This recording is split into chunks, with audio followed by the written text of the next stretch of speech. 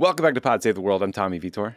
I'm Ben Rhodes. Ben, we have yet to hit 150,000 subscribers on YouTube, so I'm going full Trump BLS data truther, and I'm firing our producers and whoever our YouTube rep is. If you don't want those people to have that kind of calamity, you can hit that prevent subscribe. it easily by hitting that subscribe. When the chips are down, Yeah. you got to blame everyone but yourself. That is a lesson of the Trump era. We're close to 150,000. Yeah, we are actually very close. In all seriousness, subscribe to Pod Save the World on YouTube. Subscribe on your podcast if you want, because it helps us a lot. And if you're casual, just kind of dipping in, it doesn't cost you anything. And also, it helps us surface our content in the algorithm over there on YouTube. But also, Ben, this whole BLS conversation about Trump firing his statisticians, it brought me back to our time at the White House and the amount of time we spent freaked out about the Greek debt crisis. How many meetings were you in about that? When it was like, Mr. President, sir, an asteroid is about to hit the planet and explode us in the form of this Greek debt crisis. It was seen as catastrophic. Yeah, I always tell people that the thing that would surprise them is that in the first Obama term, I think there were more meetings about the Eurozone/Greek crisis than any other foreign policy issue. Yeah. People forget that foreign policy and economics are not separate, they overlap. Yeah, for those not familiar with this, the Greek debt crisis, it was seen as maybe about to take down the Eurozone. Yeah, the Eurozone, if not the global economy. And basically the gist of what happened was in the 2000s, several subsequent Greek governments systematically lied about the size of their country's budget deficit and debt. And then when the truth was revealed in 2009, it created this debt crisis that spread across Europe. It impacted the entire global economy. The Greeks needed 3 bailouts, and they had put in place all these harsh austerity measures that led to basically a decade-long recession, the rise of all these far-right parties, all this political instability. It was a huge deal, which is why nerds like us, when you see Trump firing the statistician at BLS, it makes you worry a little bit. Yeah, if you're not making decisions based on math and data, you're likely to make mistakes. Yeah. Big time. Along the way. Also, Argentina had a few issues here too. Yeah, and now I will say that there was another side that was always interesting, because the Greeks kind of got treated like shit by the Germans and kind of yes, Angela Merkel. The Argentines got scammed by a bunch of American hedge funds, right? So there's always there was bad math on both directions on these things. Yeah, bad math, bad actors, exactly. all of the above. Anyway, nice trip down memory lane there. On today's show, we are going to talk about the ongoing humanitarian crisis of Gaza, an effort to broker a permanent end to the war, and how it all of a sudden, well, not all of a sudden, but it's quite clear to me now, Ben, that Netanyahu and Trump are on totally different pages on both accounts. And the question, I guess, is whether Trump is going to do anything about it. Yeah, whether it matters. We're also going to talk about violent settlers in the West Bank, how they are enabled by right-wing evangelicals in the United States, some major internal Israeli political struggles. Then we're going to talk about Trump's tariff war of words with India and how it's bound up with the Russian invasion of Ukraine, how the trade war is upending the economies and politics of smaller countries like Lesotho and Switzerland. We'll talk about internet access in Russia, a major court verdict in Colombia that will have massive political implications, already has, and why El Salvador is officially now a dictatorship. Yay. I mean, he's been calling himself a dictator for a while, so. Yeah, he's Bukele's happy, I guess. And then, Ben, you did our interview. What are folks going to hear this week? So I talked to Elly Schlein, who is a member of the Chamber of Deputies in Italy, but she's also the leader of the Democratic Party, which is the opposition party in Italy. Has some things in common with the U.S. Democratic Party beyond a name, which is getting clobbered by a right-wing, neo-fascist. But Elly has really revitalized the Democratic Party that was, very much on its back foot after Meloni won. They performed far better than people thought in the last European parliamentary elections. She's kind of breathed life into them. She's moved them to the left, taken progressive positions on things. She's a younger woman leader. So we talk about what's the state of the battle against the far right, not just in Italy, but across Europe. We talk about what Trump's tariffs, how they're impacting things in Italy and in Europe generally, what Meloni's getting out of her bear hug of Trump, which is not much given the tariffs and other things. So if you want a perspective of I mean, we hear a lot about what's going wrong on the global center left or progressive left. I think Elly Schlein is a good example of what might go right, of someone who's like taking principled positions, finding innovative ways to fight back, has some good ideas, both in the policy and the political space. So it was a great conversation. I was in Italy for this fellowship that Jacinda Ardern, friend of the pod, has for female politicians. Elly Schlein had been in that last year, so she's kind of part of this network. But yeah, people should check it out. It's really, if you want, it's a little hope, right? It's a little like, hey, there's some good leaders out there. There's some younger leaders out there. There's some women leaders out there that we should get behind. I like to learn about new, young, exciting, progressive leaders globally. And also, it's nice when foreign political parties align their names with ours. Like, it always sucks when you're trying to read about the liberal party. Some liberal party is like right-wing fascists. Like, wait, how did this happen? Yeah. That doesn't make any sense. Okay, we'll definitely stick around for that, and also subscribe to Pod Save the World on YouTube for more great interviews. All right, Ben, should we start in Gaza again? I feel like this is it's hard not to. Going to be where we're at for a while. So last week, we talked about how the world had finally woken up to this horrific, extreme humanitarian crisis in Gaza that resulted from Israel blockading all aid from entering Gaza for several months, and then they took responsibility for aid distribution away from the United Nations and put it into the hands of this organization called the Gaza Humanitarian Foundation, or GHF. And those catastrophic decisions led to widespread starvation and the death of at least 859 Palestinians who were killed in the vicinity of GHS distribution sites, often by IDF soldiers who just shot at them. So Israeli Prime Minister Bibi Netanyahu tried to say there was no starvation in Gaza. He was literally gaslighting us, but even Trump wasn't buying it. So that still, like this week, leaves us with these two urgent, massive problems. Like, first, the need to drastically increase the amount of humanitarian aid into Gaza. And second, the need to figure out a way to end the war, specifically pressure Israel and Hamas to end the war. On that second point, Ben, Trump's special envoy for seemingly everything, Steve Witkoff, golf buddy, is now articulating a new approach to negotiations with Hamas. Here's a clip of some leaked audio from a recent meeting Witkoff had with families of Israeli hostages. The president, my president, President Donald Trump, who I can promise you cares as much about your children, the people who are alive and the people who are not alive. He cares as much about your children as he would about any American child that was in there. So I can tell you emphatically that it is his mission statement that everybody comes home. He now believes, I believe it too, that everybody ought to come home at once. No piecemeal deals. That doesn't work. And we've tried everything, and that's part of it. You're supposed to try everything. But now we think that we have to shift this negotiation to all or nothing. Everybody comes home.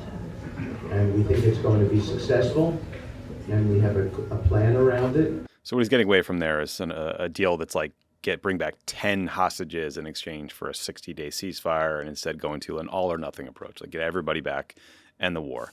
But at the same time, Witkoff is saying that to hostage families.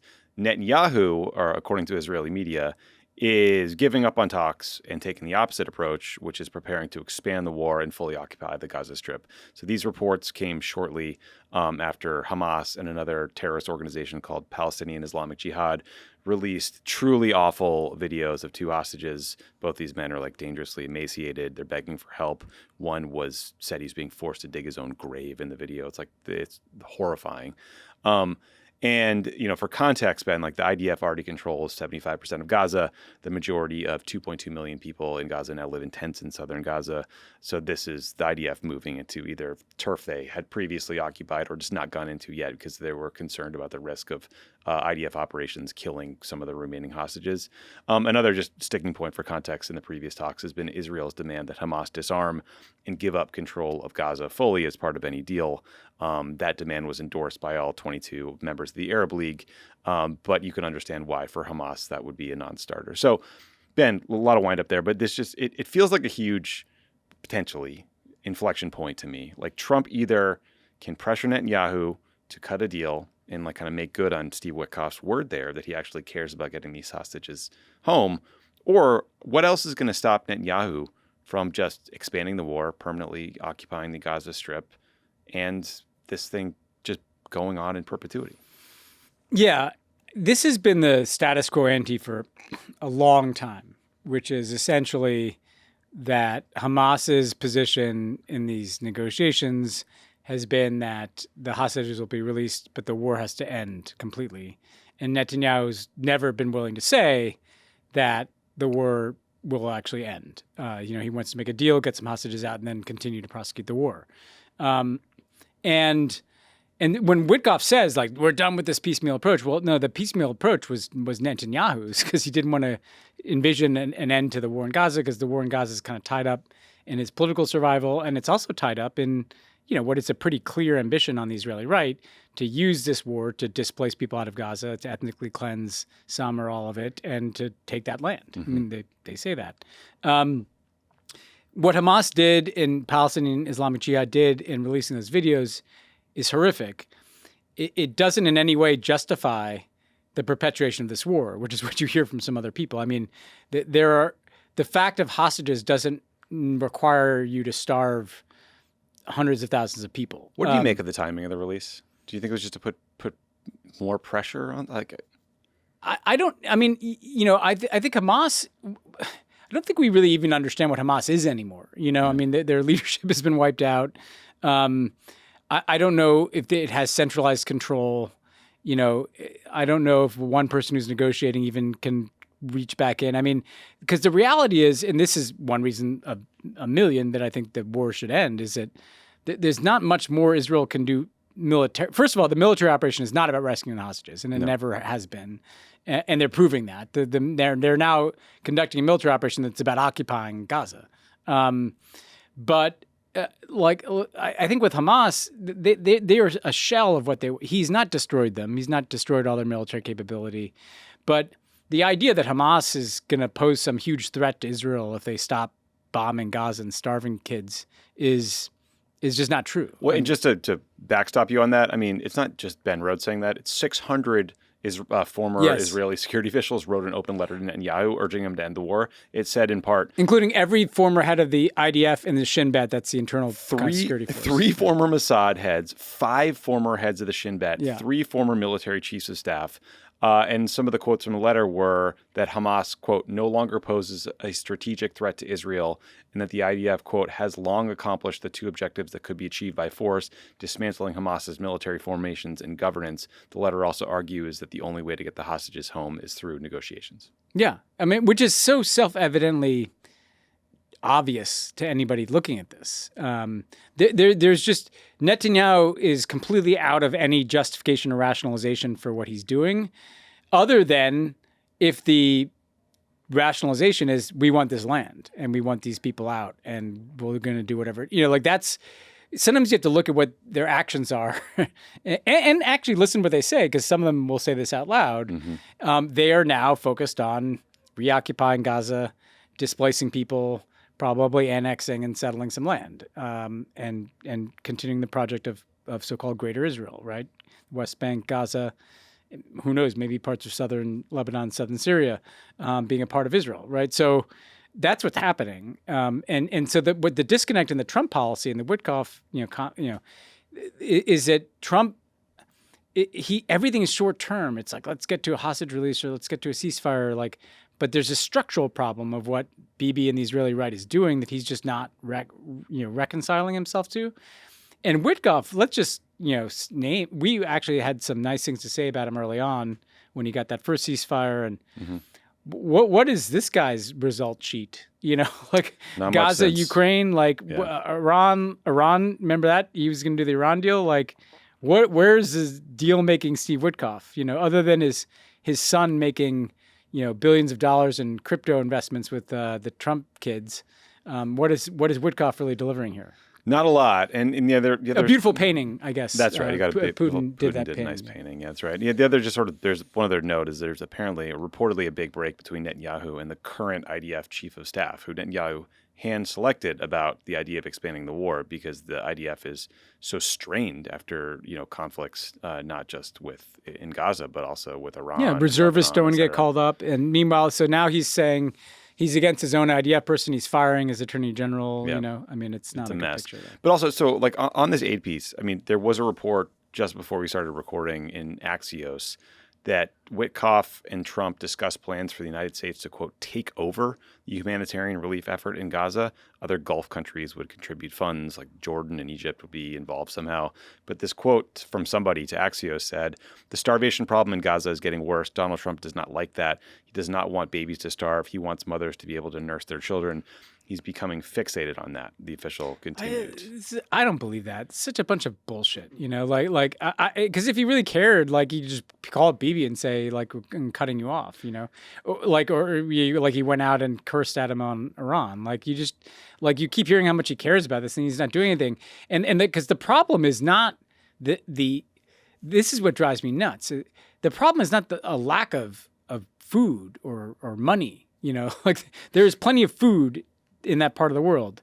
Much of it is sitting in trucks. Like, it's just whether it can get in. We don't need. Yeah. Sure, the Gulf countries can write checks, like they will. Like, it doesn't matter how much food you have if it's not allowed to get to people. Like, that's the problem. That's right. I mean, there's sort of two parts to the problem. One is, like, clearly the Israelis have an on and off switch when it comes to allowing aid in. Right? They can blockade them when they want, and they can unblockade the blockade when they feel like, when the pressure gets too great on them. But second, I mean, it's quite clear that Israel has to fully abandon this GHF system and go back to the UN system, because the transition to this hybrid GHF fake fucking Israeli US carve out backed by a security contractor system has been part of the disaster. And now, like, it for a couple of reasons. Like, first of all, it's just like an extension of the IDF and has way less capacity than the UN did, right? There's just like exponentially fewer distribution points. Also, the getting to these 4 sites in southern Gaza has led to these massacres. And third, at this point, like, the famine is so far along that they're distributing the wrong stuff. Like, I was reading about how the GHF is still distributing, like, regular dried food to people, but these are like people starving to death. They need heavily fortified, specific types of food. You can't give someone like a bag of lentils, especially when they don't have fuel, shelter, a kitchen, clean water, right? Like, none of severely malnourished kids can't eat the stuff the GHF is distributing. They also need health care. And so, there just has to be like a fundamental change in how they're doing business. Look, the provocative thing I'll say here, and, this is when some people start disagreeing, is GHF is doing what it was intended to do, which is to starve the Palestinians. I mean, how else? Israel is somehow capable of having a pager operation that minutely targets every member of Hezbollah, or pinpointing a general in an apartment building in downtown Tehran, but they can't deliver food into Gaza. You think if the Israeli government really wanted people in Gaza to have food, that operation would look anything like this Potemkin GHF nightmare? Yeah. If that's not true, like, prove me wrong. Like, if you think that Israel's earnestly been trying to feed the people of Gaza through the Gaza Humanitarian Foundation, which, like, George Orwell couldn't have invented a better name. It's like the Ministry of Peace in 1984. Like, if that was a sincere effort that after months has just proven to not work, then yeah, tomorrow they could just say, we're going to let the trucks in, we're going to let the UN you're right. Like, you have to return to the system that works in distributing aid. And that's the UN system. Even if the US is, quote unquote, coming in to take it over, with the Gulf countries, they're going to need that UN system to deliver the aid. Like, we tried building a pier under Biden. We tried GHF. Like, we tried airdrops. Like, let's just go back to driving trucks into Gaza and having hospitals and distribution centers. And, because if not, then it gets awfully hard over time to look like your intent is to not harm these people. Yeah, and also, I mean, Israel made an enormous strategic error in going to this blockade strategy and the GHF strategy, because they said they wanted to disempower Hamas, right? They said Hamas was systemically stealing the food and reselling it, and it was giving them power and funds. But the impact has been the opposite. I mean, it is like trained the world's attention on what's happening in Gaza. It has led to massive outcry at the Israeli government's policy. It's led to countries like France and the UK and Canada to start talking about Palestinian recognition. Like, it's been an enormous backfiring. And so, also the part of this negotiation we just mentioned was this demand that Hamas lay down arms, like disarm, stop being in charge of Gaza. And I could understand that. I understand like how Israelis want But they're that. never going to do that. They're just never going to do it. Of course they're not going to do that. They have to get past that. But this is what drives me crazy about it is that precisely Israel rightly is like, these people are terrorists, and they're terrorists that don't accept the basic rules of how things should work, and want to massacre people, and they're religious extremists too. If that's true, and that is true, of course that kind of organization isn't going to voluntarily disarm and surrender. Precisely because of their ideology, they're never going to do that. And so if you're setting as your conditions for ending the war something that will never happen, you're setting the conditions for the war to never end. Yeah. And that is the loop that we're stuck in. And the majority of Israelis back cutting a deal to get the hostages home, even if it means ending the war, and they just have to go down that path. What are they getting out of this war anymore? The really telling point, there have been a few, but one was after Sinwar was killed. Because that would be the inevitable point to say, we took out the whole leadership of this group. We've, dealt it these huge blows. And now, we can, it's not a strategic threat, as literally Israeli security leaders say. But that's when this, the tell about this war being being about more than just Hamas is the fact that it never ends. Yeah. Another big issue, Ben, has been the West Bank violence. So a couple weeks ago, we talked about violence at the West Bank and the murder of a 20-year-old Palestinian American from Tampa in the West Bank. I believe there still has not been an arrest in that case, despite one stern tweet from U.S. Ambassador Mike Huckabee. This week, another American died because of settler violence. Kamis Ayad, a father of 5 who had lived in Chicago, died of smoke inhalation after settlers set fire to cars and homes in his village. His family believes that tear gas was also fired by the IDF, and that was a contributing factor. Last Monday, an activist and father of 3 named Auda Hathalin was shot in the chest by a settler. He helped make the documentary No Other Land, which won an Oscar last year. This story is awful. A settler was driving a bulldozer in this Palestinian community. It damaged the main water pipe that was used, so this villager asked him to stop. The driver got out, knocked him down. Palestinians started throwing rocks, and it prompted this other settler, Yinon Levy, to come out with a gun and begin firing sort of like at random all over the place, which killed Hathalin, who was just standing a ways away. And this settler who fired the shot had been previously sanctioned by the U.S. under the Biden administration for settler violence. Those sanctions were removed by Trump in January. Thank you, Mr. Trump, for that. This settler was detained. He was charged with negligent homicide, but then released from on house arrest on Friday. Since then, the IDF has arrested 5 of Hathalin's family members who were at the scene at the time. They still have not released his body, even though an autopsy was done. And the women of the village are on a hunger strike until he is returned. So just, again, to summarize, the murderer was released on house arrest, and there's been no accountability. So all of this is a bit of context, Ben, just to get at the ways Republicans and evangelical Christians in the U.S. are propping up and supporting these violent settlers. So Mike Huckabee, who we just made fun of, the current U.S. ambassador to Israel, supports the settler movement. By the way, if you want to waste 15 minutes and get yourself really mad, you should read the puff piece profile of Huckabee in the Times. Yeah, what the fuck was that?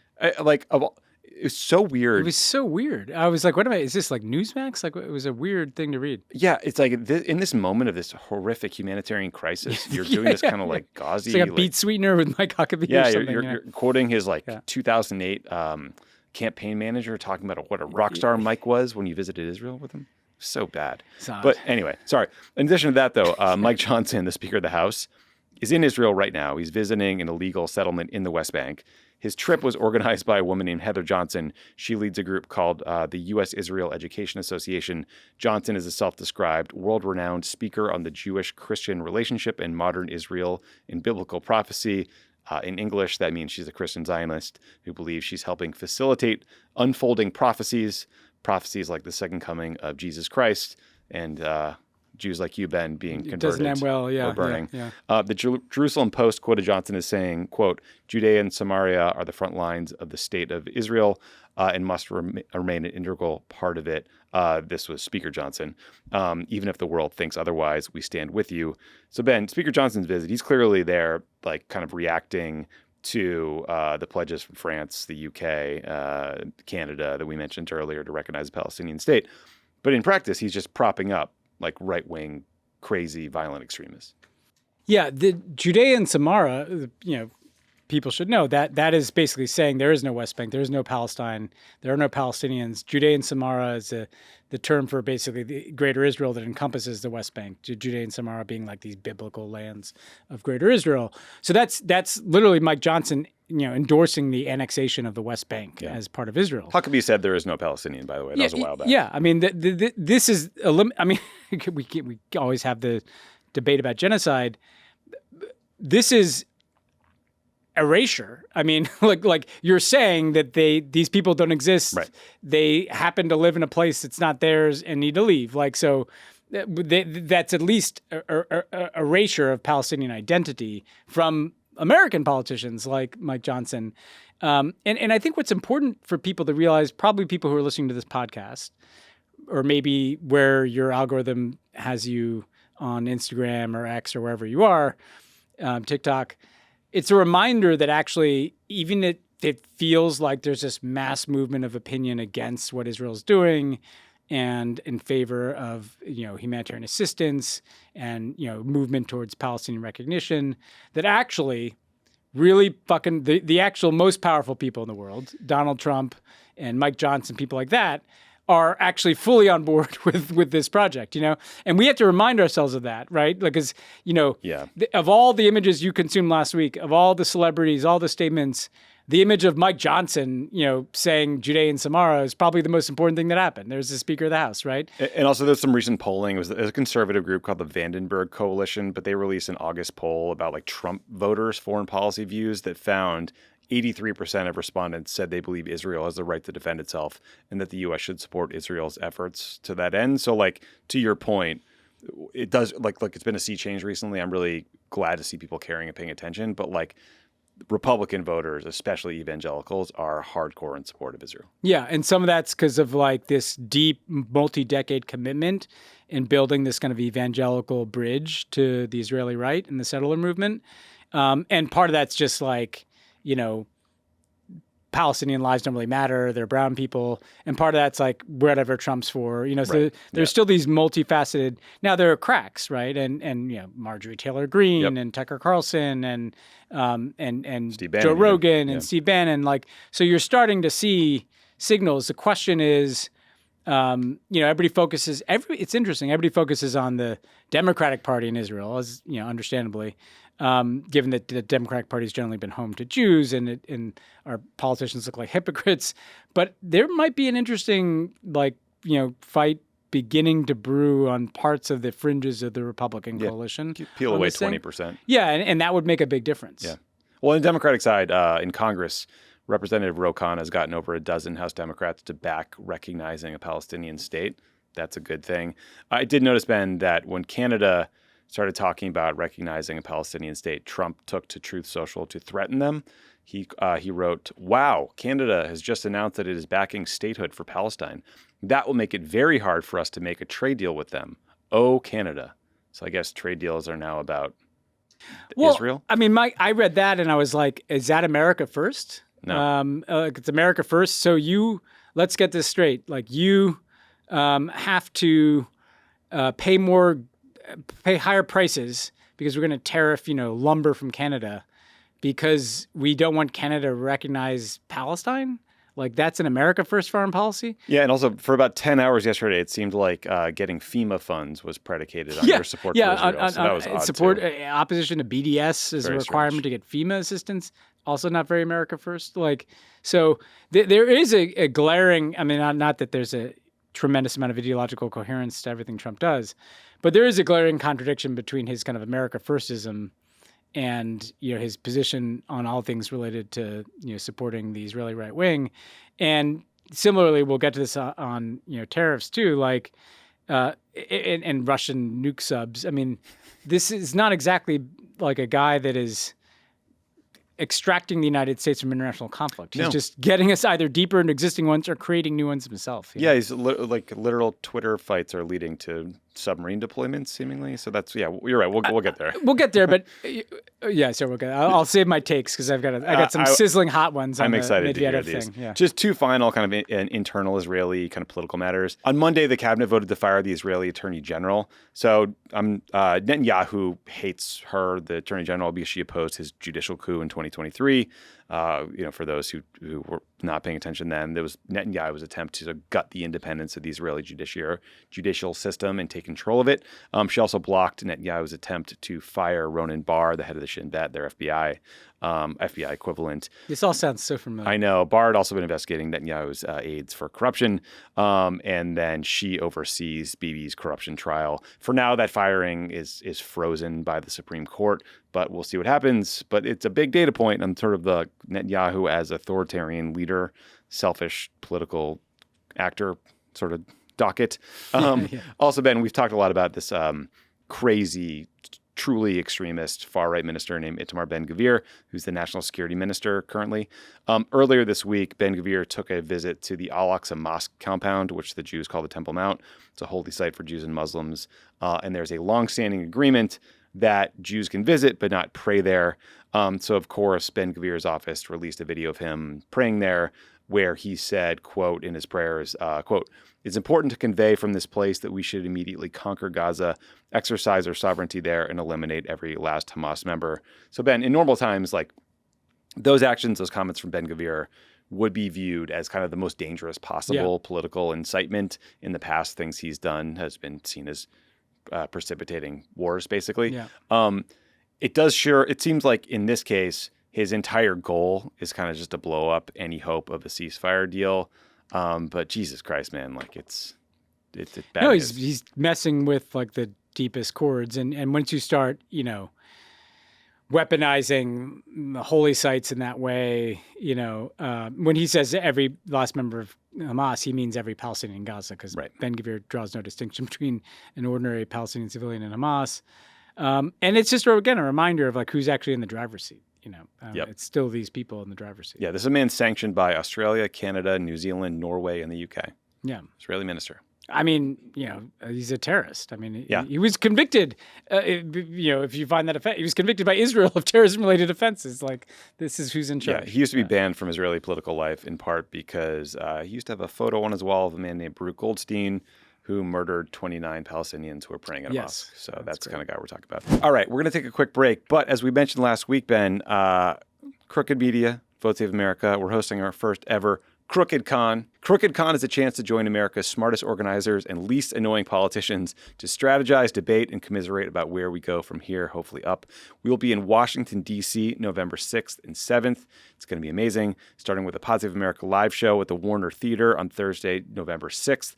Then on Friday, November 7th, we'll be at the Wharf, joined by some of the smartest, most influential names in politics for a full day of conversations, workshops, live pods, interviews. We're trying to build a big democracy movement here, Ben. I'm going to be there. And we need to talk about it. I'll be a Crooked Con. You're going to be there, and it's going to be fun. I think it'll be a really good time. I actually think politics in the online world feels so terrible. Yeah, whenever I get together in person with people, humans, it's fun. Yeah. So go to crookedcon.com, crookedcon.com for tick-ups, lineup announcements, much more. And we have a discount code that you can use to buy your November 7th ticket early. It's freedom and content. So that's the code, crookedcon.com. Freedom and content is the code for getting tickets early. Discount tickets are limited, so act fast. Pod Save the World is brought to you by Built. Nobody wants to pay rent, but if you have to, Built makes it worth it. Built is revolutionizing how millions think about paying rent by rewarding their members with points and exclusive benefits around their neighborhood every single month. By paying rent through Built, you earn flexible points that can be redeemed towards hundreds of hotels and airlines, a future rent payment, your next Lyft ride, and much, much more. But it doesn't stop there. Built is about making your entire neighborhood more rewarding. You can dine out at your favorite local restaurants and earn additional points, get VIP treatment at certain fitness studios, and enjoy exclusive experiences just for Built members every month. Built is turning a monthly expense into an opportunity to earn more and discover the best that your neighborhood has to offer. Your rent is finally working for you. Earn points on rent and around your neighborhood wherever you call home just by going to joinbuilt.com/world. That's joinbilt.com/world. joinbuilt.com/world. Make sure to use our URL so they know we sent you. That's joinbuilt.com/world. Pod Save the World is brought to you by strawberry.me. The clock is ticking. Sure is. See what I did there? The days are rolling by, turning into over weeks, here. months, years. Andy Rooney. We spend nearly a third of our waking hours at work, but the unfortunate truth is that for many of us, that's time languishing away in a job we've outgrown or one we never wanted in the first place, but we stick with it and say things like, I've already put years into this place. What if the next move is even worse? I can't afford to take a wrong step. And isn't everyone kind of miserable at work? Don't fool yourself. There's a difference between reasons for staying and excuses for not leaving. It's time to get unstuck, and that's exactly what today's sponsor, Strawberry.me, can help you do. They match you with a certified career coach who helps you go from where you are to where you actually want to be. Your coach helps you figure out your goals, create a plan, build your confidence, and keeps you accountable all along the way. So you don't leave your career to chance. There's still plenty of time to take action, time to own your future with a professional coach in your corner. The reasons to do so outweigh the excuses not to. Head to strawberry.me/world to claim a special offer. That's strawberry.me/world. Stop settling, start building the career you actually want. Okay, let's turn to tariffs, especially the Twitter tariff war between Trump and India, because I think we're used to like kind of the flailing, tariff by tweet policy, but I was sort of surprised to see India get pulled into the crosshairs given the stakes here. So just to rewind the tape a bit, Ben, last week Trump announced a 25% tariff on India. He said he's angry about trade barriers and also suggested that he would add some sort of additional penalty because India was buying or selling military equipment with Russia. This 25% tariff is supposed to go into place on August 7th. But since that additional, sort of threat, Trump has been popping off on India for buying Russian oil and gas. This is from a Truth Social post on Monday. Quote, India is not only buying massive amounts of Russian oil, they are then, for much of the oil purchased it, selling it on the open market for big profits. They don't care how many people in Ukraine are being killed by the Russian war machine, end quote. Pretty incredible if you just figured that out, Ben. India responded by calling Trump's tariff threats unjustified and unreasonable. The Russians said, quote, attempts to force countries to stop trade relations with them are not legitimate. So, Ben, Trump went on CNBC Tuesday to try to kind of smooth things over. Let's listen. So India has not been a good trading partner because they do a lot of business with us, but we don't do business with them. So we settled on 25%, but I think I'm going to raise that very substantially over the next 24 hours because they're buying Russian oil, they're fueling the war machine, and if they're going to do that, then I'm not going to be happy. So India and China have long been the largest purchasers of Russian oil since the Russian invasion. I guess he's just figuring that out. Trump has also announced that August 8th is the new deadline for Russia and Ukraine to figure out a ceasefire deal. Putin is trying to, tap him along, as Trump would say, by saying he'd consider a meeting or having Dmitry Peskov, his spokesman, say he'd consider a meeting. But I don't know, busy month, I guess. Ben, I thought Trump and Indian Prime Minister Narendra Modi had kind of a bromance going. Where do you think this turbulence is coming from? I don't know. It's peculiar to me because clearly Trump is not just decided to. I mean, the one thing we've always said about tariffs that I think if you want to hold on to one truism, it's that they're never going to go away, that Trump likes to turn the dial up. He likes to focus on a different country every week. And he decided to focus on India. And them buying Russian oil and gas is not some new thing that just popped up. I mean, he would have been aware of this in January, February. He would have been aware of this on the original Liberation Day. And so he's kind of grabbed onto this as one of the reasons why he's hammering them with tariffs. There's a number of things that are notable about it. One is, just so people know, and the Biden people have said this, they kind of gave India a pass in part because India, remember there were price caps set on how much you could pay for Russian oil and gas. And the Indians were actually paying at that price cap. So it was a lower price point. Ideally, you'd want them to not buy any, I guess, but they have hundreds of millions of people that need electricity and they can buy this oil and gas cheap, and they thought they were doing that as part of a U.S. strategy. And so now they're being punished for having kind of agreed to do that. It's also Modi could not have gone more out of his way to be a buddy of Trump's. Remember the Howdy Modi rally where Modi basically endorsed Trump's reelection in 2020. I will say there's a whole bunch of constituencies in the United States that falsely thought that Trump was their friend. Some is this kind of pro-Modi Indian American community that is, lo and behold, finding that Trump is not a reliable friend. Modi's finding that Trump is not a reliable friend.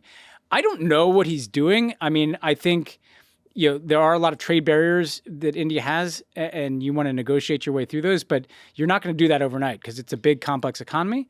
The one other thing I want to say about this, so it's really worth like putting a pin in, is we are now fighting with the Chinese. We are fighting more with the Russians. We're fighting with the Indians. We're kind of trying to humiliate the Europeans. Constantly, yeah. Who we are, like, where are the friends? Like, this is a recipe for the rest of the world to literally gang up on us. Yeah. I would have at least thought you try to hug India into your team, right? If you want to stand up to the Chinese. Like, fighting all of them together seems like a really dumb strategy. And I think Trump was complaining about, like, agricultural import barriers in India, but, like, that is not a place where Modi can give. Like, so many of his constituents are living on the edge of poverty because they are farmers. And if all of a sudden more U.S. agricultural products are flooding into India, that will be devastating for him. It will be devastating for the economy. I mean, you'll remember years ago there was this like strike among farmers that basically shut down India. It's the most dangerous moment Modi's had as prime minister. You've got hundreds of millions of people who rely on agriculture. Many of them are subsistence farmers. And so if you are demanding that the Indians allow all these agricultural products to flow in from the U.S., those people are going to fucking strike again and shut the economy down. So this is what happens when you try to negotiate trade deals in 30 days, 90 days. Like, India is not going to be able to do that. And they must just be so confused. Like, what is this guy mad about? This is a completely random aside. Something made me think of it. Did you see that the Sean Duffy, the transportation secretary and now acting NASA administrator, announced plans to build a nuclear reactor on the moon? No, I somehow missed that. They want to do it. They want to do some sort of like 100 kilowatt nuclear reactor on the moon by 2030. It's so funny to have your acting, the guy who has no idea what he's doing, road rules guy, acting administrator, announcing massive like budget cuts over at NASA. And, like, they're doging all these people, but also they want to build a nuclear reactor. Medicaid, but we'll put. You know what? One of my problems is with the Trump cabinet is that I kind of missed a decade of pop culture when we were in the White House. But B, I never watched like Road Rules or it's good stuff. The Duck Family or whatever that one was. I didn't watch Duck Dynasty. Like, and these people are all in the cabinet now. I know, man. Like, because everybody say, Sean Duffy, Road Rules. I'm like, well, I didn't watch fucking Road Rules. You got to go back. I mean, there's a lot of people from that reality they're all like TV Fox, ecosystem. Yeah. It is. It's weird. All right, that was a random thing. Another trade thing we wanted to highlight. Well, we should be aware if we're gonna have a nuclear plant on the moon. It seems like a big deal. Yeah. I don't want to put nukes on the moon. Also, I don't know. I don't understand power generation, but maybe let's try solar. Yeah. It feels like you have good access. They'll do to anything sunlight. to not use solar. Yeah. I know. All right, Ben. So remember in Trump's joint session speech, that's the State of the Union. Who could forget? But we call it a joint session when it's the first time for reasons I Such forget. a memorable speech. It's dorky. In that speech, Trump made fun of an African country named Lesotho. He called it a country, quote, nobody has ever heard of.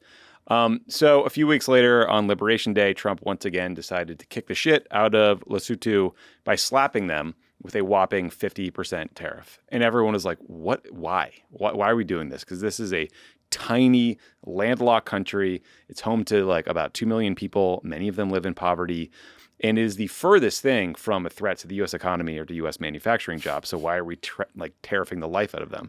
And Trump's goons at the time pointed to the U.S. trade deficit with Lesotho to justify the tariff rate. So the U.S. imported... Which is insane. You should they explain have no why money to that's buy explained. anything from us. Yeah, so we import like $235 million worth of goods from them, mostly textiles. They imported like $3 million worth of U.S. stuff, which again is not surprising. They don't have money to buy our stuff. Right, it's an impoverished country. So ultimately, Trump ends up, fast forwarding a bit, he ends up slapping a 15% tariff on Lesotho, which is not insane, like 50%, but it is still enough to do enormous damage to their economy. But some of it was already permanently done, right? Because the threat of the 50% tariff, all kinds of other cuts, just like kind of cratered their industries and made companies look other places for textiles. And so the textile industry is the largest industry. It employs over 30,000 people, many of them women. It's like clients like, Levi's, Walmart, et cetera. And so you have these companies in Lesotho being crushed, and you also have countries with more like diplomatic clout taking advantage of the tariffs that Trump's putting in place on others to poach business. You got scammy lobbyists going to countries like Lesotho and trying to demand millions of dollars to pay for lobbying. And so before the tariffs, I mean, Ben, do you want to explain how the African Growth and Opportunity Act, which is about to expire, had kind of helped these smaller countries export things to the U.S.? Yeah, no, I mean, the United States deliberately, through the African Growth and Opportunity Act, AGOA, set up these kind of trade preferences to try to create economic growth by getting rid of barriers for them to sell goods into the United States, for the U.S. therefore to provide investment. And the idea was, if these are growing economies, it's going to be good for them. It's going to lift people out of poverty, but ultimately it's also going to create markets. Like the way that you actually address in the long term the trade deficit issue in a place like Africa is you need places like Kenya and South Africa to become, rich enough and have a middle class. To have a middle class. It's suddenly they're also consumers, and then you have a more they want an iPhone. Mature trading relationship. Right. So you have to kind of help them develop to the point when you have a more mature trading relationship, and cutting them off. And by the way, what China's answer to that is we're just going to pour money into your country and build stuff and build infrastructure, which they actually like better, than these kind of, negotiate, because they had to agree to a bunch of other steps in order to be a part of the African Growth and Opportunity Act. They had to kind of make changes and reforms and kind of set up economies that plug into our capitalism and stuff, right? So it's not like we didn't get anything out of this. Chinese come with no strings attached, and they just build infrastructure and like maybe pay some people off, and they're making investments. And so I think what's so horrific about this is, first of all, you're right. Like Lesotho can't compete because they can't hire the fake lobbyists that get them out of jail. But they're also not big enough. Like as a textile industry, like Bangladesh will be hurt a lot by tariffs, but there's such a big infrastructure of textiles that it's hard for big companies to just move operations out. It's easy to close up. If you're looking at where can we cut costs and not want to pay tariffs, you just start with the smaller countries, who are also the countries that are more vulnerable to the USAID cutoff. Yes. And so we are doubly fucking these countries over in ways that will lead to like death and poverty and disease. So this is something that is, not a small stain on the Trump administration and the country. This is the bigger point I wanted to get at, because we've kind of moved on from the Elon Doge madness and the devastation of USAID, but the impact is still rippling out. On top of that, the tariff craziness in the letters, they're kind of like one-day stories now because it happens so often. But in a country like Lesotho, it is going to cause irreparable damage. I was listening to the BBC Global News podcast a couple of days ago. They did this story about trying to combat child sex abuse and trafficking in Kenya. And they were interviewing this woman who had been a sex worker for 40 years. And now she's dedicated her life to taking in young girls who escape this fucking evil trafficking. And this woman, in addition to taking in these girls, she tries to provide HIV/AIDS protection to people in the community, mostly condoms. But now all the condoms are drying up and about to be gone. And the people who are employed by USAID to do that work are about to be unemployed. So this whole community is just absolutely devastated because we pulled the rug on them. Yeah. And it has political impacts too, because the people I've talked to over the years in Lesotho are kind of, there's a king there. Shocker, he's not the best, most benign leader. And he's an autocrat. There's a lot of corruption. And what happens when you withdraw, when industry dries up like this and revenue dries up and USAID dries up, the place becomes more autocratic, right? There's less resources that are more under the control of the bad guys. And then there's more of a black market. There's more criminality. There's more human. I'm not saying all these things are definitely going to happen in Lesotho, but I do think across, all these countries that are being hurt in this way, the worst actors tend to benefit in a weird way from, this kind of economic collapse or this kind of withdrawal of international support. Yeah. It's great work, Mr. Trump. Sort of related story, also in the barrel this week, Ben, is Switzerland, which got completely hosed with a 39% tariff rate last Friday, one of the highest in the world. Only Laos, Myanmar, and Syria are higher. I think they have 40 to 41%, which is a very weird list, by the way. I don't understand why we're tariffing Syria at 40%. But anyway, so what happened here with Switzerland, it seems like it was a lethal mix of Europeans thinking they were negotiating in good faith and Trump's complete and total economic ignorance. To back up, so the Swiss have been negotiating for months with the U.S. trade rep, Ben Gvir, Treasury Secretary Scott Bessent, I think their goal was to land at like a 10 or 15% tariff coupled with a big investment, $150 billion investment by the Swiss into the U.S. Well, these fake announcements. These fake announcements. Trump thinks it's like a sovereign wealth fund for him. But then on Thursday, the Swiss president, Karine Keller-Sutter, had a 20-minute call with Trump that went terribly. And per usual, Trump got fixated on the U.S. trade deficit with Switzerland. Trump did this phoner interview with CNBC. He talked about a lot of crazy shit.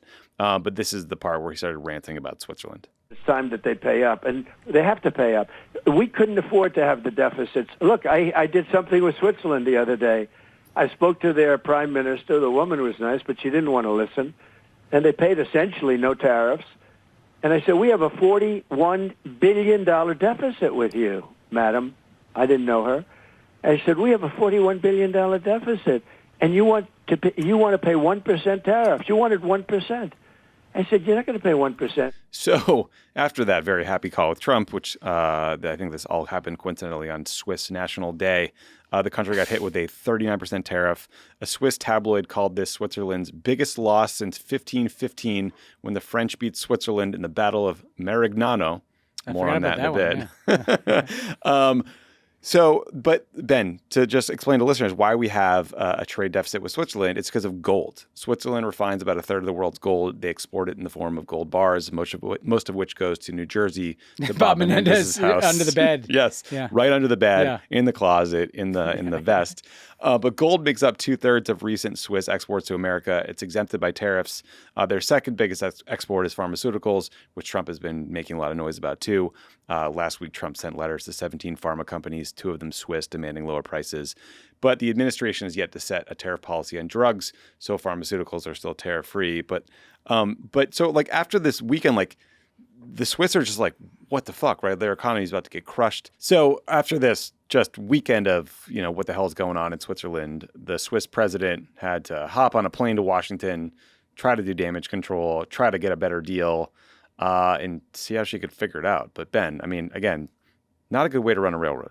I mean, are you really worried about the Swiss? I mean, when you look out at the world, this is not the country that you should be stressed out about. Alps. They've got Alps, they've got cheese, they've got a lot of money. Yeah. It's fine. They're a small country. Where is this all going? Because it's clearly not going to end in Trump's presidency. These endless tariffs. These countries are going to take. The Swiss do have, in case you weren't aware, like a relatively healthy banking sector that is like strategically important to the global Donald economy. Trump probably likes it too. Yeah, I mean, but they could. They could take that and deal with the Russians or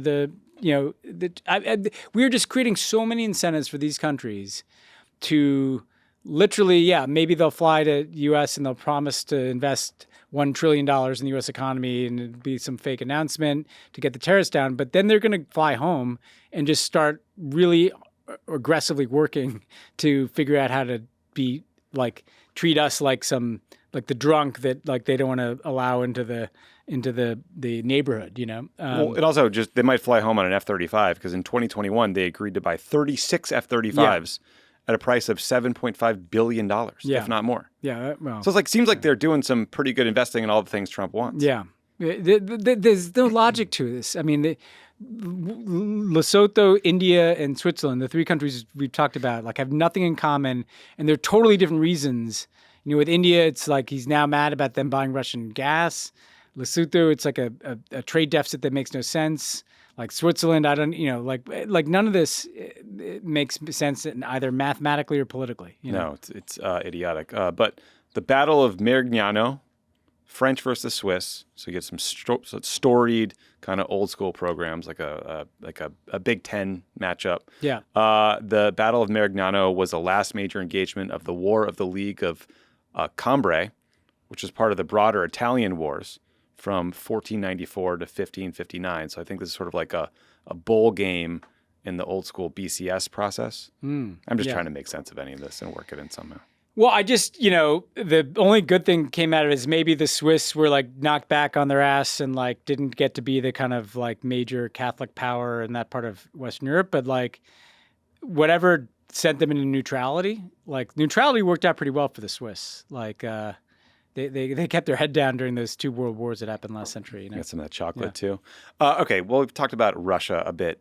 Let's talk about internal Russian stuff. We've always talked about the war in Ukraine, the Russian invasion of Ukraine, but it's been a while since we talked about like the political climate inside Russia. And this story caught our eye. So it's about online freedom in Russia, Ben. A lot of this came from a recent New York Times piece, and then there was a really interesting broader report from Human Rights Watch on internet freedom in Russia generally. So I bet a lot of listeners think like Russia, run by a dictator, Vladimir Putin, he probably cracks down on all news and information like they do in China or North Korea.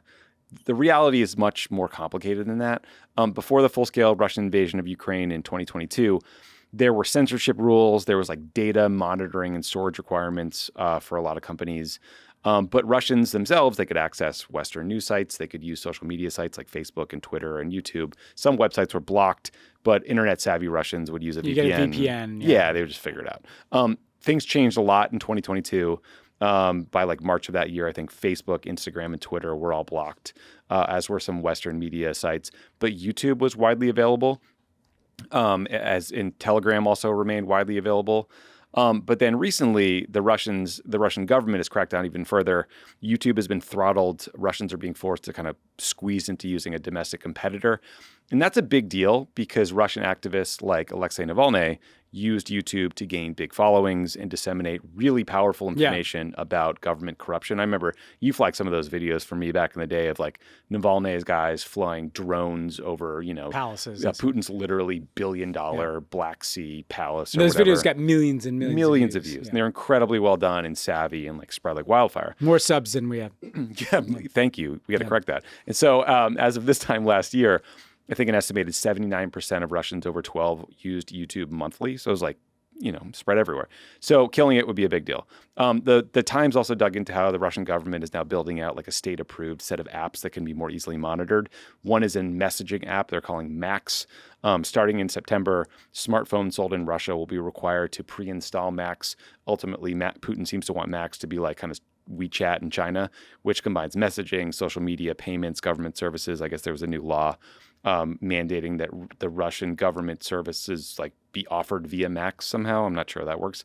But this sort of seems like a signal that Russia might ban WhatsApp, which has 100 million monthly users in Russia, and maybe Telegram, although the Russian government, they kind of like Telegram. Telegram be hard for them. Yeah, they spread their shit on Telegram too, so we'll see. But VPN use is still prevalent, but the government is taking steps to crack down on VPNs. They're banning them. They're telling Apple to stop allowing VPNs in the Apple Store in Russia. They're banning VPN ads. You can't learn about new VPNs if you're a Russian citizen. And now a new law is penalizing not just sharing, but also searching for quote-unquote extremist content like stuff produced by Alexei Navalny's organization. So it was just sort of an interesting window into Putin's brand of authoritarianism. It's not like totalitarian. People can still get information if they want, but the question is like, is it too scary to try? Do they maybe not want to really know the truth about the war in Ukraine? And then the online walls are definitely just closing in here. Yeah, it's interesting because it's kind of like if the Chinese have the extreme example, right? In China, essentially, anything that is online, you have to assume is subject to potential surveillance, right? Which creates a self-censorship, right? You don't know what is being watched, but you assume that it can all be watched, right? Because it's funneled into these platforms that the government has entry into, and also there's a heavy degree of censorship. So you can't learn about certain things, but you can learn about the great wisdom of Xi Jinping, et cetera. Yeah. What's interesting here is that Putin is kind of creating a model that is moving in that direction. Again, you can have the illusion of connectivity, right? You can go to a website where there's news. You can, do stuff on Telegram. But what's happening over time is the surveillance capacity is increasing. The demonstration cases, right, of people being punished for stuff online starts to circulate. That leads to self-censorship where people just aren't going to say things, not just online, but also on even things like Telegram, which is ostensibly encrypted. And because there's less and less platforms, it's easier to monitor those platforms, bully those platforms, et cetera. Especially with AI. Yeah, in AI, because AI, as we've talked about, like I used to think, well, it's not like the Chinese government can read everybody's text. Well, the AI can, So like AI can filter through everything. I hate to say this, but it's worth watching what's happening in Russia because it's not inconceivable that you start to see similar approaches here. And I mean, what we've seen is this playbook, right? Migrate from Russia to Hungary to the US. So I'm not suggesting we're going to wake up tomorrow and it's going to be like that. But the American right pays attention to this playbook that Putin runs. And you might start to see some aspects of it start to pop up here, right? Preferred platform, and you already do. Like there are preferred platforms, and there are platforms that are bullied.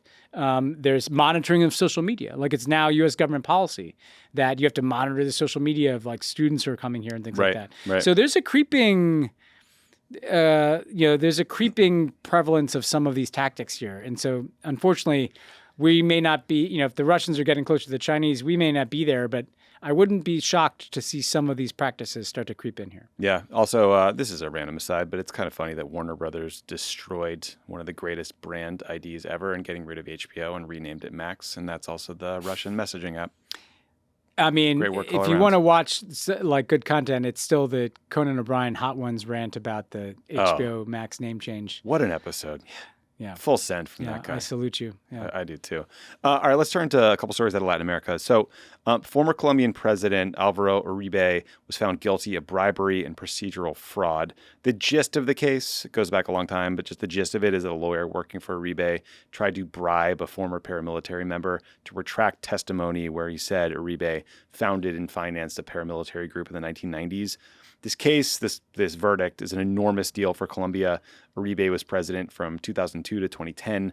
He's a towering figure in Colombian politics. The case has been going on for over a decade. It started after Uribe accused a leftist senator of slander after the senator brought witnesses into the Congress to testify about Uribe and his brother forming this right-wing paramilitary group in the 90s. But the broader roots of the conflict go back to the 60s, internal battles in Colombia between the Colombian government, Marxist guerrilla groups, right-wing paramilitary groups, drug cartels, others. So, Ben, do you want to just sort of sound off on why this is such a big deal? Uribe is the absolute dominant figure in right-wing Colombian politics of the last 25 years, right? And, he was president for 8. During that time, he took a very hard line against the FARC. That was the, originally a left-wing insurgency. They've been fighting a civil war for decades. And he kind of has roots, if Latin American politics often have these left-right conflicts, the Colombian right has these problematic roots of paramilitaries, death squads. So you had the Colombian military fighting the FARC, but you also had these kind of vigilante paramilitary right-wing groups that guys like Uribe were kind of swimming in the same pool as. Uribe, after 2010, he's succeeded by his defense minister, Santos, who won a Nobel Peace Prize for negotiating a peaceful end to that conflict. Uribe came out against that peace deal. He went full Bolsonaro, right? He became Trumpy. He was tight with like right-wing, Colombians in Florida. And he was, constantly at odds with the increasingly left strain of Colombian politics. So the current Colombian president, Petro, he's kind of emblematic of the Colombian left. Uribe is emblematic of the Colombian right. Always a whiff of corruption around this guy. Always a whiff of being in bed with paramilitaries. So I have not delved into the details of the case, but it's not a surprise that this would happen in the sense of him potentially being connected to these things. What is clear is that Lula in Brazil with Bolsonaro and Petro in Colombia with Uribe don't give a fuck. They're going for accountability. They don't give a shit who they're going to piss off. They're not worried about Trump. And this is a big, fuck you to Trump in some ways, because I don't think Trump's like buddies with Uribe, but that's his guy. If he has a guy in Colombia, that's his milieu. It's the Bolsonaro of Colombia, right? For sure. So it's also Petro saying, I'm not afraid of like getting randomly tariffed over this, because I think this guy should be held accountable. Yeah, I mean, on July 28th, Marco Rubio tweeted, quote, "Former Colombian President Uribe's only crime has been to tirelessly I bet Rubio's buddies with Uribe. And defend his homeland. The weaponization of Colombia's judicial branch by radical judges has now set a worrisome precedent." So once again, they're coming down hard on efforts for accountability. Coincident only when it's left-wing leaders in charge of the countries, right? So, and I think like this lawyer, I think they got him on tape trying to get these paramilitary groups to retract. And for people wondering, like, hey, why would you want to start a right-wing paramilitary group? Well, in 1983, Uribe's father was kidnapped and murdered by the FARC. So that's probably the origin story. Look, so, like, there's some depth here to this. But and by the way, if you were like, well, what do you care about this? Well, the United States poured billions and billions and billions of dollars into the war against the FARC. We set up this School of the Americas in the South that was like training people that also were accused of human rights violations. There's plenty of rabbit holes you can go down on this one. But Uribe, was like, guys like Rubio love Uribe because he's kind of their kind of right wing guy, like, takes no quarter with the left and hates the Cubans. But I mean, who believes Marco Rubio when he's weighing in on democracy issues and nobody anywhere? He's a clown. We'll get to that in a minute. He's a shitty archivist too. Terrible archivist, burning emails. Bad Kennedy Center board member. Well, where are the Epstein files, Marco? We should put a pin in this, but I was reading some interesting reports about how Colombian mercenaries are popping up in Sudan. Yes. Because they're getting hired by the UAE to fight on behalf of the RSF in the Sudanese civil war. So it's like these conflicts spill out globally over decades. Yeah, there's all these guys. Like the FARC became also just narco traffickers too. It's not like they were good guys on the left on that war. They weren't pushing for Medicare for all. It was not, it may have started about Medicare for all, but it became about something else. Every good movement ends up in drugs. But these guys in Colombia like fought for like decades in these shifting insurgencies, and they pop up everywhere. It's like the South Africans who were fighting all these wars, on behalf of the apartheid regime. It does show you create this class of people that's what they know how to do. Yeah, not good. All right, Ben. So let's check in on Trump's closest ally in the region, his prison pen pal in El Salvador, Nayib Bukele, because last Thursday, legislators in El Salvador voted to abolish presidential term limits, which will potentially allow Bukele to become the world's coolest dictator for life, as he likes to call himself. The National Assembly, where his party, Bukele's party, holds a supermajority, also extended presidential terms from 5 years to 6 years. So Bukele was first elected in 2019. He won re-election last year. We've talked about him on the show many times. He's, for a period, was quite popular, the most popular, elected official in the Western Hemisphere because of his effort to combat gangs and gang violence. Those efforts included, cutting secret deals with gangs to get them to try to reduce or hide their violence, and then declaring what he called the state of exception, which allowed the government to suspend civil liberties, round people up indiscriminately, throw them into prison, and never even charge them with a crime. And many of them are still rotting there. More recently, Bukele has used that power to crack down on journalists, human rights groups, a group called Cristosol, where a friend of mine named Noah Bullock works and now was forced into exile. And not long ago, Ben, it's worth noting, Bukele was beloved by many people in Silicon Valley because he embraced Bitcoin. Most recently, Bukele cut that disgusting deal with Trump, where about 240 men from the U.S., mostly Venezuelans, were sent to El Salvador and left to rot in this nightmare torture prison. They've been, there's been a deal cut to get them out, but we recently learned that one of the men sent there by Trump, by Stephen Miller, by Marco Rubio, brave freedom fighter, was this makeup artist named Andre Hernandez Romero. Andre was tortured and sexually assaulted by prison guards. So the U.S. government paid for this to happen. So Ben, this just fast track into authoritarianism was not just predictable. It was, I think, predicted by many experts, by us on the show. I've not seen a lot of outrage from Rubio. I'm actually seeing the opposite. I'm seeing people like Matt Gaetz sharing Bukele clips where he's bragging about how he doesn't care if he's called a dictator and calling him a transformational leader. It's kind of like willfully ignoring what the Israeli right says when they announce that they want to ethnically cleanse Gaza. And I mean, this guy announces he's a dictator. He announces the human rights abuses that he wants to carry out. He announces that he wants to quash dissent. And then the same people that, if Nicolas Maduro says those things, we put a $25 million reward on his arrest and sanction everybody in the country. And this guy we call a great friend, right? I mean, it just points up the absolute absurdity. Hypocrisy is the point now. It's like we want to show that we have complete double standards, and all we actually care about is whether you align with our sometimes sadistic priorities, like deporting people to be tortured in Nayib Bukele's prisons. I mean, the question I have is just how sustainable the act is there because, the sugar high of like driving down violence is now going to lead into the hangover of corruption, human rights abuses, consolidation of power. We've seen this movie before. I think one constructive thing I'd say for Democrats is that connects some of these stories. There are some really interesting left-wing leaders in the Western Hemisphere right now. I actually recently had an opportunity to meet like a cross-section of people. First of all, one of the things that stood out to me is Claudia Sheinbaum was like a hero of everybody I met. She's right? wildly popular. Like people, we need to talk to this lady. like people need How do to we get her on the show? We need to she's doing interesting things. She's like a Zoran Mamdani. She's got interesting policies and political strategies, right? Like, Lula and Petro are kind of the old lions down there in Colombia and Brazil. Even though he's kind of nearing the end of his term, I like Gabriel Boric in Chile. Yeah, I do too. There's like a very cool, multifaceted Latin American left that, that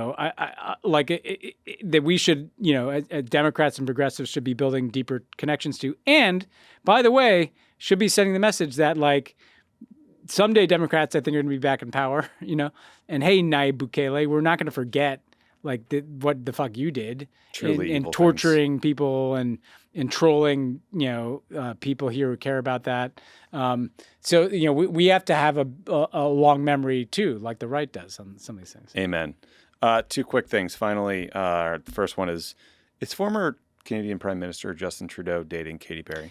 I have two friends in my life. I'm on like a 3-person text thread with who are completely obsessed with this story. And so I've been able to follow every social media spotting. And it is a remarkable journey back in time to like the late Obama second term world when like Justin Trudeau and Katy Perry were like ascendant. Sure. They both have roots in a very high amount of popularity in a very particular moment. You just said ascendant, but she did go to space recently. That's true, but that seems like it was part of her descent. That's true. I don't know. What do you think? I mean, there's a question of whether it's real. Yeah. And then what your take is about it? I don't really have a take. I think they were photographed having dinner, maybe walking a dog. He went to her concert. They had a cocktail too, I think. I think there's a cocktail as well as a dinner. Yeah. When did he break up with his wife? That was a couple of years ago. That was it was like while he was prime minister. It was like and it was kind of I don't know what. Who knows? On there, yeah. Apparently, his dad Pierre Trudeau dated a bunch of celebrities, including Barbra Streisand. Well, yeah, and I was going to say, I mean, Justin Trudeau was, had a bit of a reputation when he was younger for getting out and about. And yeah, his dad was a famous, did we say womanizer? Lothario? I don't know what to say. Yeah, I don't know. What's the nice word? When Pierre Trudeau was prime minister, they called it that, Oui. But yeah, I don't know. I wouldn't bet on this one sticking necessarily. Okay. I'm just going to say. Well, the Orlando Bloom relationship probably lasted longer than the Justin Trudeau. Right. I feel like that ended pretty recently.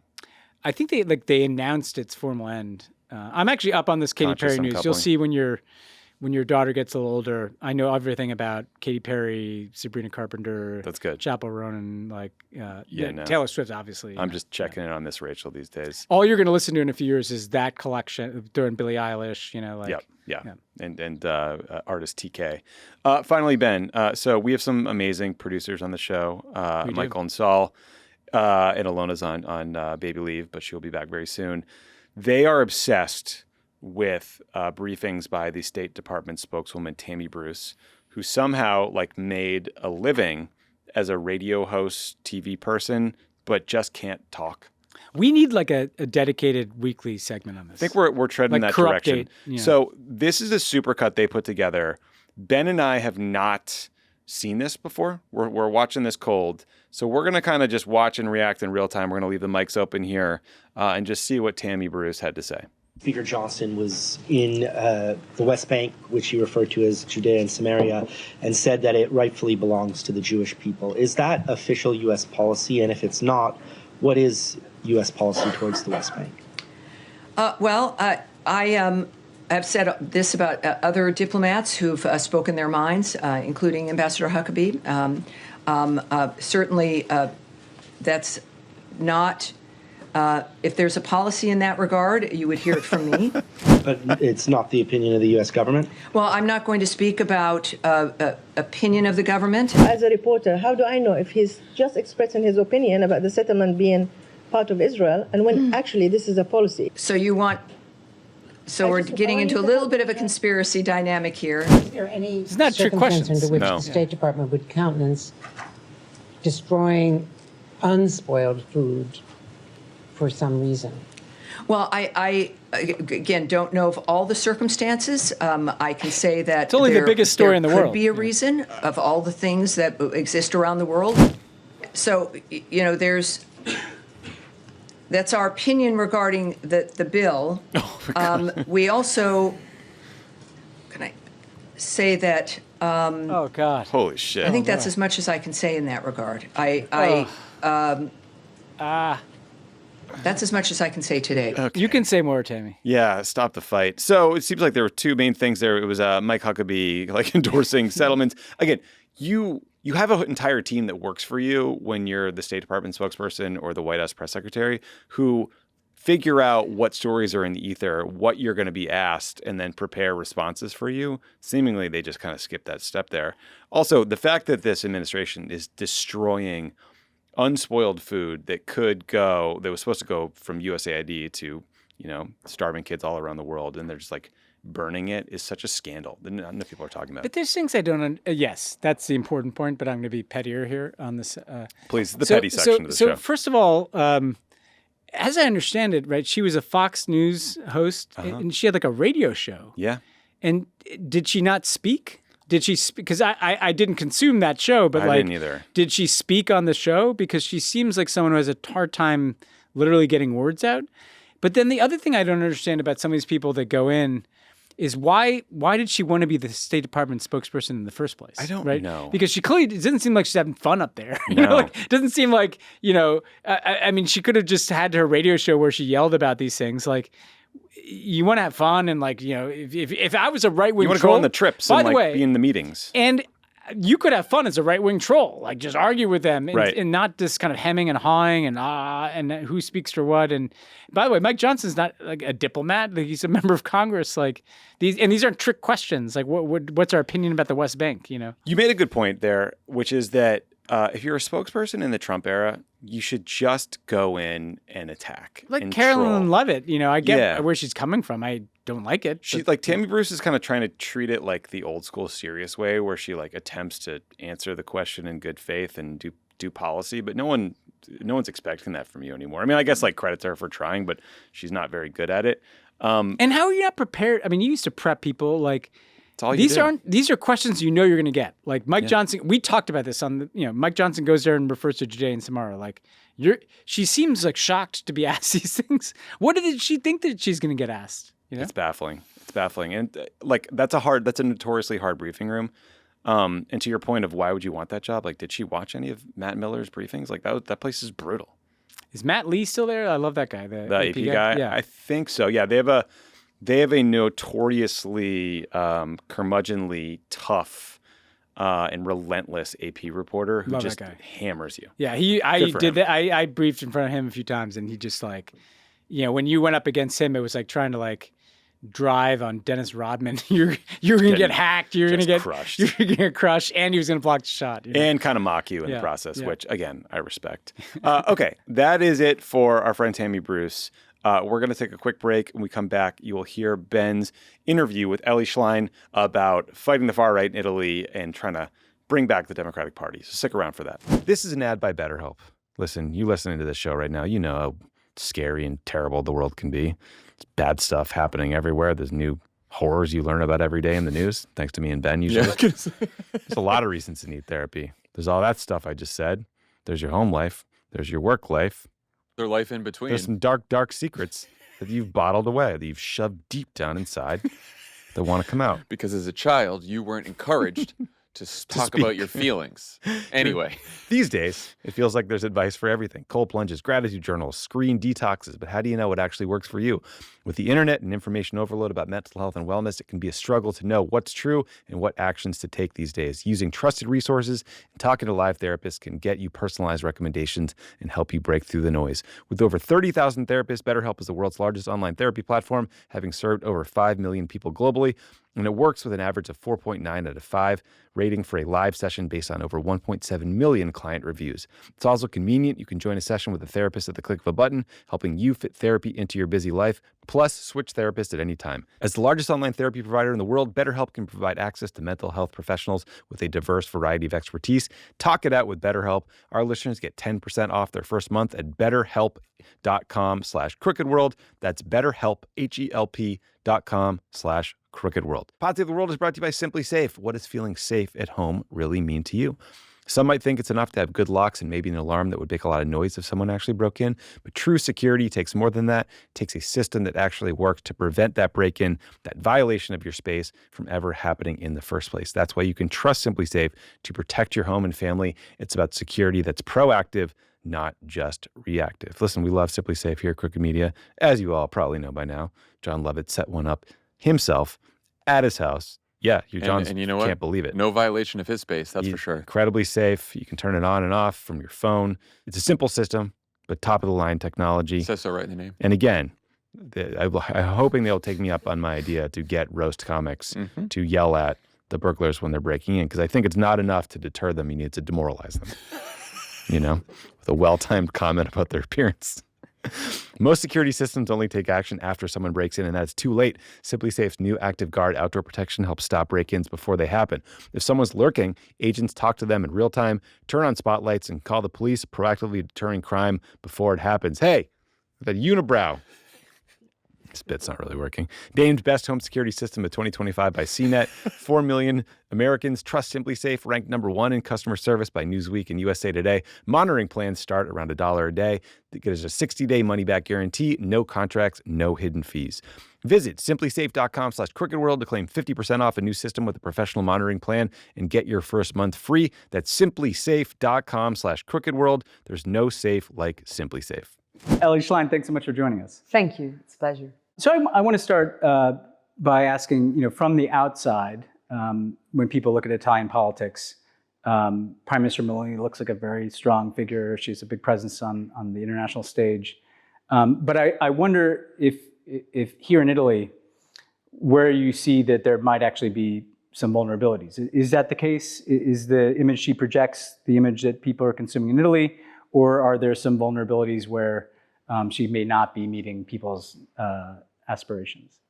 It's true that Meloni is still strong in the polls, for example, but I think that there are a lot of vulnerabilities, because in the end, if you ask around if people are off well today after 3 years of her government, they would say no.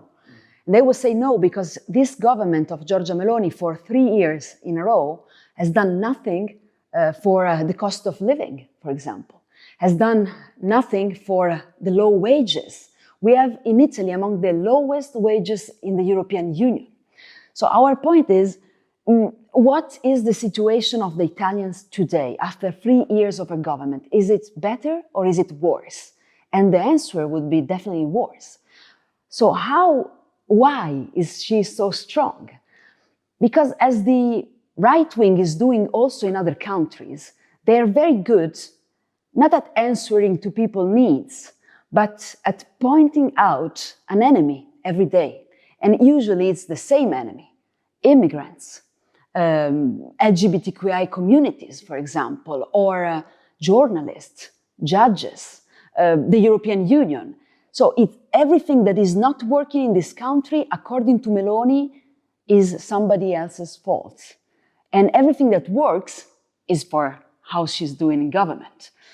But this, after a couple of years, will stop working. I mean, she still says that if we have problems and people face problems in accessing healthcare, for example, it's the fault of the previous governments. But the truth is that since she was in government, she has cut down the resources for the public health system. So you have to imagine that today, for an Italian that needs, for example, a normal examination, medical examination, you can wait up to 1.5 years. And this is something that also the voters of Meloni feel on their skin. So this is something on which we are insisting a lot. Wages, the cost of energy. In Italy, we have the highest energy bills of the whole European Union, and it is not to be like that. But the point is that Meloni does not have the courage to address the extra profits that the big companies of energy production and distribution are making, and that is hampering all the other industries, businesses, and families in the country. So yes, she is strong because every day she builds a communication in which they distract the public opinion by pointing the finger at some enemies, some scapegoats to blame for what's not going well in the country. But in the long term, this is not working, and we can see it already. When we build an alternative progressive coalition in the local election or regional election, when we stick together, we win. So they are strong, but they are not unbeatable. This is my point. And we will not beat them by running after them on their agenda. Yeah. So we will not beat them by copying their issues, for example, on security and migration. We need to force them on the ground where they feel less comfortable, which is social justice. Yeah. On social justice, we see that they suffer because they're not answering the needs of people. If you think about her most famous speech in Spain a couple of years, she said, "I'm Giorgia, I'm a woman, I'm a mother, I'm a Christian." And I say, good for you, but how does this help Italians that cannot afford their rent or that cannot pay for their bills? So this is the point, social justice, on which we are insisting to rebuild credibility and to regain the trust also of voters who voted for Meloni the last election. It's interesting because we see a similar dynamic across Europe, in the United States, in the sense that you have far-right parties that make elections about identity, about immigration, about a sense of security, even though they don't necessarily have the answers on these cost of living issues that people are concerned about. It feels like, though, where they've been successful, including here in Italy, is making the elections about the issues that they want them to be about. And social democrats, progressives, have had a hard time making the elections about issues that are actually usually more important to people's lives. How do you shift the conversation in the way that you're talking about? What can you do differently? Is it a matter of political communications, tactics, coalition building, persistence, new policies? Like, how do you shift the basis of an election from those identity issues to those social justice, cost of living type issues? You have to insist and hit like a hammer every day on these important issues for, everyday living of Italians. That's how, in a difficult situation, we shifted the debate on minimum wage, for example. Italy does not have a law on minimum wage, despite the fact that, as I said, we have among the lowest wages in Europe. There are 22 countries in the European Union that already have such a law. And we have built a coalition of the opposition forces supporting a law that, in a way, strengthens the role of the trade unions and collective bargaining. And we saw the difficulties of Giorgia Meloni because she did not even vote against our law. She tried to kill it and, put it aside in the parliament because she knows that in Italy, 70% of voters are in favor of such a law. But we have to hit every day because it's also true that the right wing has invested a lot in communication and media. In Italy, they now control public media and they have transformed the public television in a machine of propaganda of the government. And at the same time, they own a lot of private media, both television, newspapers. So it's even more difficult for us to set the agenda in the country. So we have to insist every day on minimum wages, access to education and healthcare, and the cost of energy, which is a problem both for businesses because they lose competitiveness. If you think about it, our businesses pay an energy bill that is 3 times higher than the businesses of the same sectors in Germany, in Spain, in France. How can you live like that? Yeah. So it's both a problem for businesses and for families. So on these issues, I see that Meloni, even if she is proud of her ideas and position, is hiding. She's not telling the truth to the country. So I'm mentioning this as an example of a right wing that is very strong and proud on identitarian issues, but then runs away when they have to face the cost of living, the everyday problems of Italians. Yeah. Do you, I'm a member of the Democratic Party, shares a name with yours. We have this constant debate in the United States too between kind of the center left and the left. And at a time when people are frustrated with the political establishment, and the far right has succeeded in demonizing the political establishment and kind of tying it to the center left, there are arguments from the left that you need to move away from those policies. But then there are arguments from the center left that if you move too far to the left, you'll lose people in the middle. Is there a similar dynamic here in Italy? I followed the party a bit. It seems like you've moved it in a more progressive direction. Is that a matter of policy, or is it more a matter of being more willing to fight for your principles? It's the same debate we have been seeing in Italy for the past 15 years, I think. Yeah. And that is also one of the reasons why I decided to run as as leader of the Democratic Party, because we had lost our identity completely. And we were coming from difficult years of, large coalition governments, big coalition governments, where obviously from the outside, some political forces, let's say anti-system, would say, see, there is no difference between the left and the right. So the first thing we needed to do is to rebuild credibility and identity on our core issues, which are also the values of our constitution, as I said. The main platform of our party is insisting on healthcare because it's #1 worry of Italian citizens. At the same time, about wages and working conditions. Think about all the young people that have precarious jobs. If you have a job that lasts just for 6 months and you don't know if you have it the next day, how can you build your future? How can you create a family if you're willing to do so? The right wing has been, let's say, effective in telling the country that the most important problem was migration, okay? And they have been talking about an invasion that is not even there.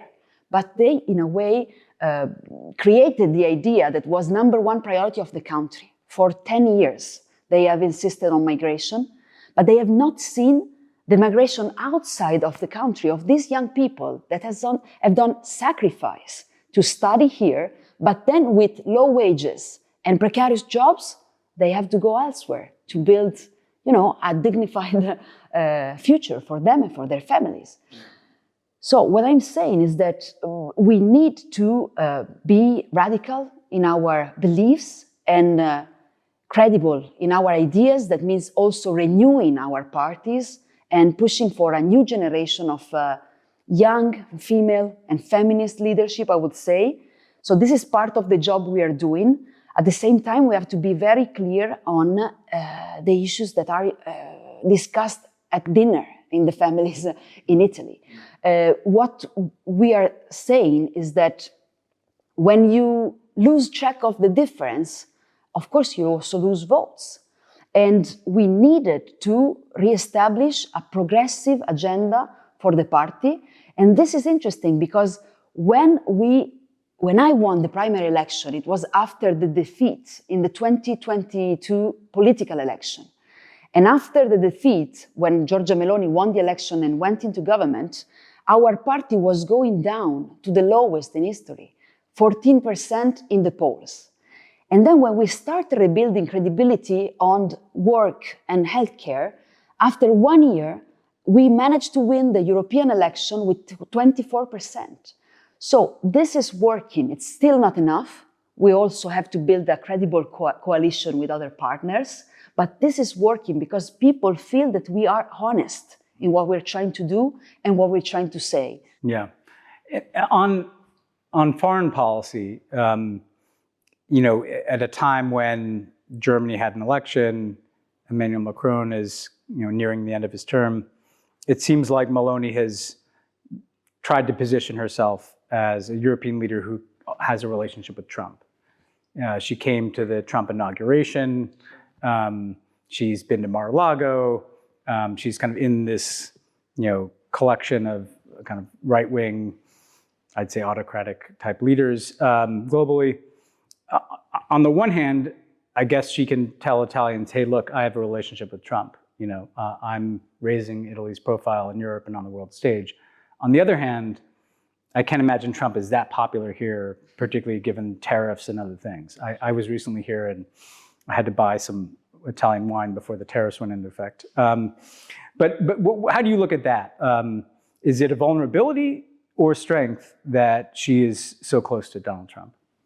It is unfortunately a vulnerability right now. According to the polls, Italians do not like President Trump. And what he's doing is already damaging our economy. And it's not only since he signed the tariffs in April. It was even before, because the announcement of the trade war that is threatened towards Europe has already started damaging the economy because of the uncertainty. So we have 58% of our businesses who stopped their investments because they don't know what's going to be tomorrow. And in all these months, Meloni was not even able to criticize her friend Donald Trump. And it's not the only issue in which we see that she is damaging the national interest because of her political alliance with Mr. Trump. We've seen this on tariffs, with the silence of the government. Not only the silence, there was a vice prime minister who said the tariffs are an opportunity. Just to give you an idea, the biggest organization of businesses in Italy said that even if they stop at 10%, it would mean 20 billion less in exports next year for Italy, and it would be the risk of losing 118,000 jobs. So it's not only silence, it's also complicity, okay? And we have seen the same when Donald Trump forced the European member states to raise the military expenditure to 5% in the framework of the NATO alliance. And only the Spanish government, led by Pedro Sánchez, said to Trump, no, I want to stay in the NATO alliance. I can guarantee that I will reach the capacity targets set by NATO, but our military said that we can do that without rising the military expenditure to 5%, because that would be the end of our economy, that would be the end of our social welfare, and that would mean today only buying more military equipment from other states like the US of Trump. Whereas what we need in Europe is obviously, in this new geopolitical scenario, Europe needs to provide for its own defense and security. But it's nonsense to strengthen 27 different national armies instead of coordinating them, strengthening interoperability, making joint research and joint procurements, and going towards a common European defense. So you see, it's interesting because now with President Trump, it's even clearer that the right-wing nationalists are strengthening each other with the same rhetoric of hatred and walls, okay? But in the end, they would be enemies on the opposite sides of the walls that they want to build at any border, okay? So there are contradictions, and there is room for us to explain that we, as progressive, have much more in common in terms of values and policies that we're pushing. For example, on housing, we are facing similar challenges in terms of housing in all the member states of the European Union.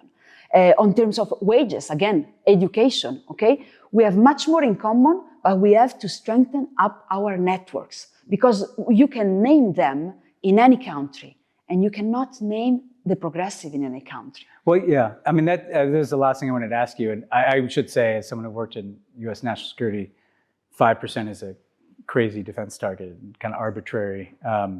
It was bizarre to me to see people pledging something that they're not going to do that makes no sense. But I wanted to ask you on your last point, there's clearly a sense that there's a very networked far right globally. And it manifests in common political strategies, convenings, media, online strategies. If you're a progressive anywhere in the US or Europe or even in other parts of the world now, you kind of feel like you're up against not just the right-wing party in your country, you kind of feel like you're up against this global wave that is crashing over us. What can be done? Obviously, the most important thing is winning elections. You have to think about building a party and then building coalitions that can ultimately win an election in Italy. That's job one. But what can be done to form some greater sense of solidarity and coordination and common strategy and common momentum, really, among progressive parties, center-left parties, so that we're not all alone in our countries, fighting this machine, that there's a sense that we're all together helping each other. And that we're overwhelmed in a way. Yeah, exactly. We're creating our own momentum and our own wave that can spread across borders. This is an important mission for all of us. Yeah. And it's an obsession for me personally, because I was a member of the European Parliament before being the leader of Partito Democratico in Italy. Look, I think that we cannot and must not leave internationalism to the nationalists of the far right. This is what is happening. We have common values, common policies we're pushing, common solution. For example, when Trump decided to build a wall on the border with Mexico, and Orban did the same at the border in Europe. Yeah.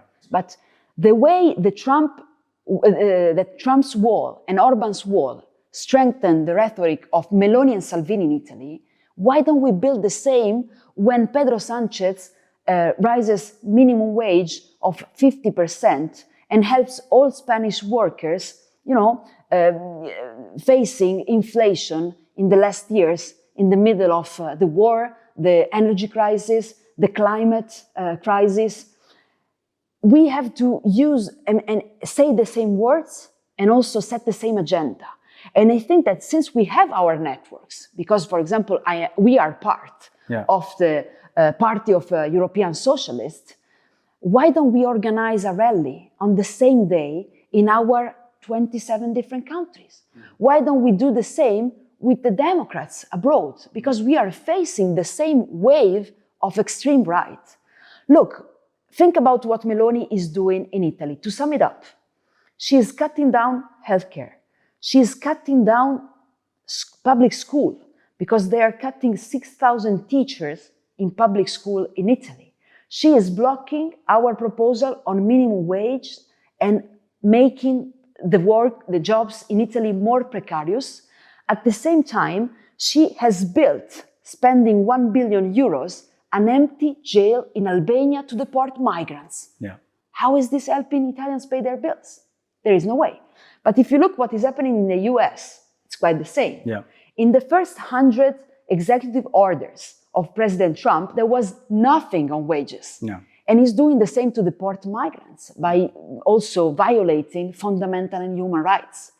So they're doing the same things. They're all of the same.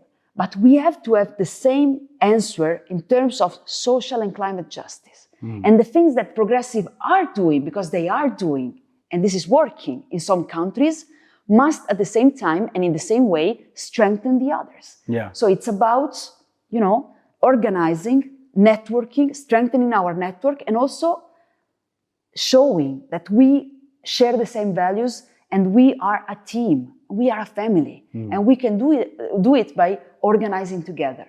We cannot be, we would say in Italian, provinciali. We have to, in a way, learn a lesson from what happened in the last years in the strongest mobilization that we have seen, for example, on climate, Fridays for Future, or other organization, and also the feminist movement.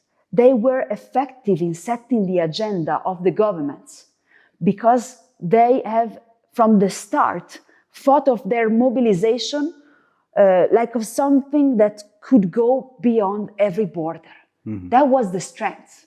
On the 8th of March, you see mobilization of, organization for gender equality in all the different states, and this is working. And without the climate organization and mobilization in those years, we would not have today some climate policies, the Green Deal, for example, the investment on renewable energies. So this is working, and our political forces should aim at doing exactly the same thing, organizing, mobilizing together, and showing that we have the same agenda on social justice and climate justice. And that would strengthen each other, and in a way, respond to that right-wing wave with a stronger progressive wave. Well, I love ending on what is both a fighting and optimistic note. Thanks so much for joining us. I really enjoyed the conversation. Thank you. Thank you. It was a pleasure. Thanks again to Elly Schlein for doing the show. And man, Tammy Bruce, it's still stuck in my head. We just listened to that, so it's still fresh. We have to, people on the Discord, if you've made it this long, you're probably on the Discord, come up with a name for a weekly segment, There we go. Tam Cam. I think that's taken. The Bruce, whatever, Bruce is loose. Yeah, whatever We'll the thing workshop is. these. Yeah, We'll workshop these. Okay.